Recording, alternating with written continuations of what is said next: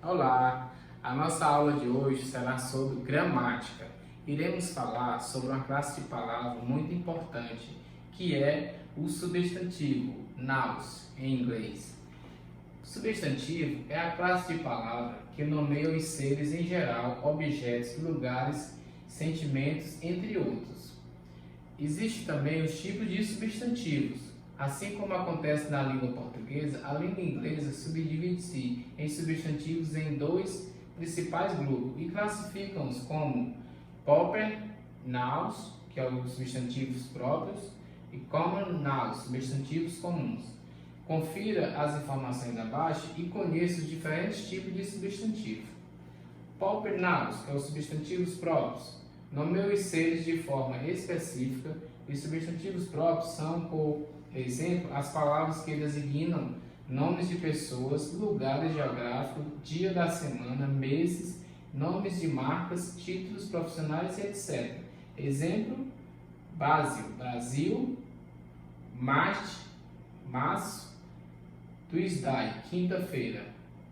O common noun, substantivos comuns, eles nomeiam os seres da mesma espécie, que são substantivos que se referem a coisas em geral, como por exemplo, bookstore, livraria, city, cidade. E temos substantivos também, os concrete nouns, que são os substantivos concretos, que nomeiam os seres concretos com existência real ou imaginária, como por exemplo, funcionário, que é o servant, herói, que é o hero. E também tem os substantivos coletivos, que são os collect nouns, que nomeiam os seres pertencentes a um conjunto de mesma espécie. Exemplo: enxame de abelha, hive of bees, canil de cães, carne of dog. E também tem os substantivos abstratos, que é aqueles imaginários, que são abstract nouns, que nomeiam qualidades e sentimentos, como por exemplo, paz, peace, bondade, goodness, raiva, rage. E também tem os substantivos contáveis, que é os contáveis, nouns.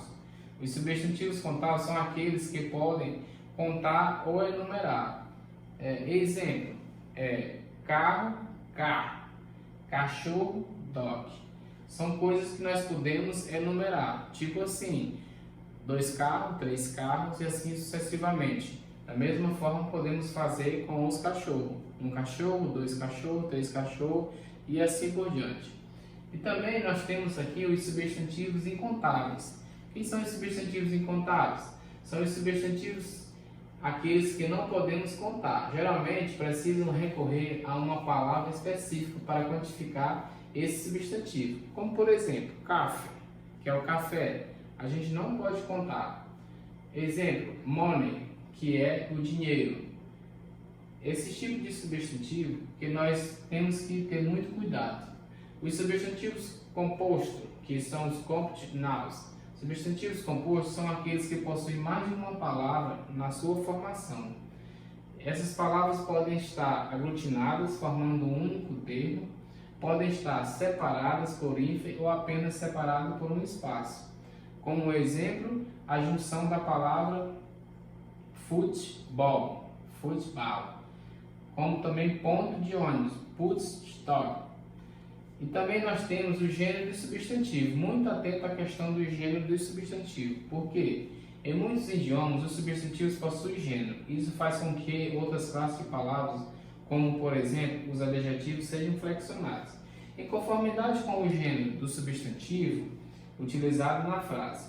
Na língua portuguesa, por exemplo, se nós referimos a uma menina, o substantivo de gênero feminino, podemos dizer que ela é bonita e não bonito.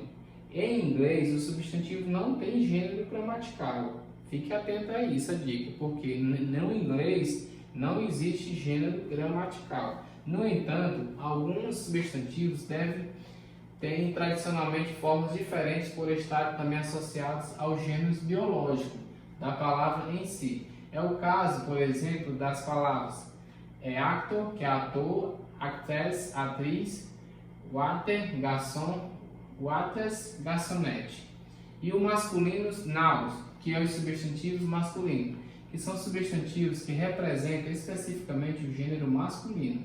Exemplo, ung, tio, man, homem, cock, galo.